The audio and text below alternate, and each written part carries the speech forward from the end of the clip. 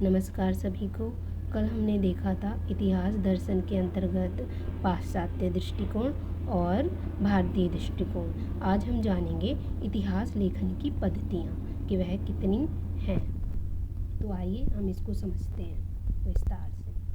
हिंदी साहित्य के इतिहास की दृष्टि से उल्लेखनीय ग्रंथ भक्ति काल से ही मिलते आ रहे हैं। गोकुलनाथ कृत, 84 वैष्णव की वार्ता, 200 वैष्णव की वार्ता और नाभादास कृत भक्तमाल।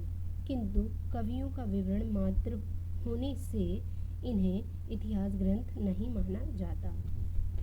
हिंदी साहित्य के इतिहास लेखन की परंपरा का आरंभ 19वीं सदी में गार्सा तासी कृत इस्तवार द ला लिटरेचुर ए हिंदुस्तानी से माना जाता है।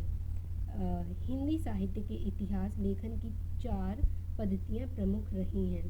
इनकी 4 प्रमुख पद्धतियाँ मानी जाती हैं, जिसको हम विस्तार से पढ़ेंगे और एक एक करके।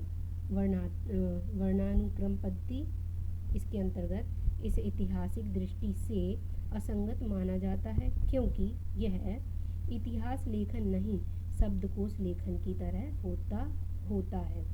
अर्थात मतलब इस पद्धति में वर्णों के अनुसार इतिहास को बांटा गया है। साहित्य इतिहास को वर्णों के अनुसार बांटा गया है, जैसे केशवदास, चिंतामणि और तुलसीदास। इस प्रकार से इन वर्णानुक्रम पद्धति का उपयोग किया गया है। इसमें प्रमुख 2 कवियों ने इस पद्धति का उपयोग किया है, गार्सा तासी और शिव सिंह सेंगर ने।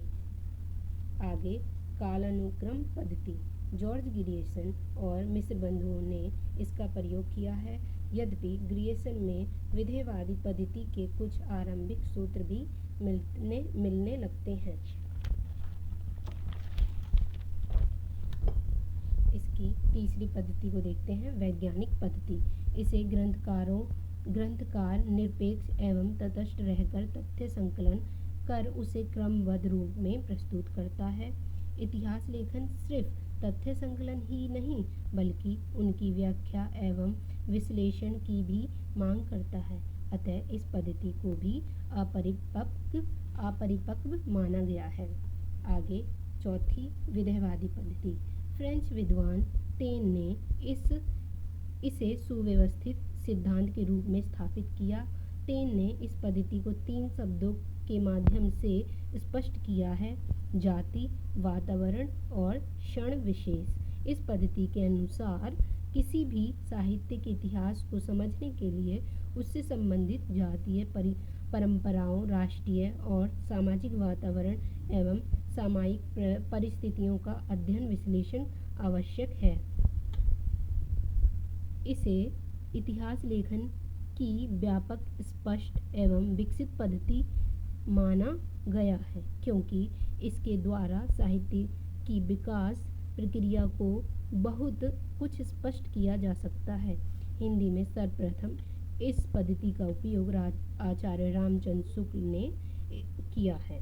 उसके बाद रामस्वरूप चतुर्वेदी, डॉक्टर बच्चन सिंह आदि प्रख्यात साहित्यकारों ने इस पद्धति को आगे बढ़ाया है। आज के लिए इतना ही। धन्यवाद।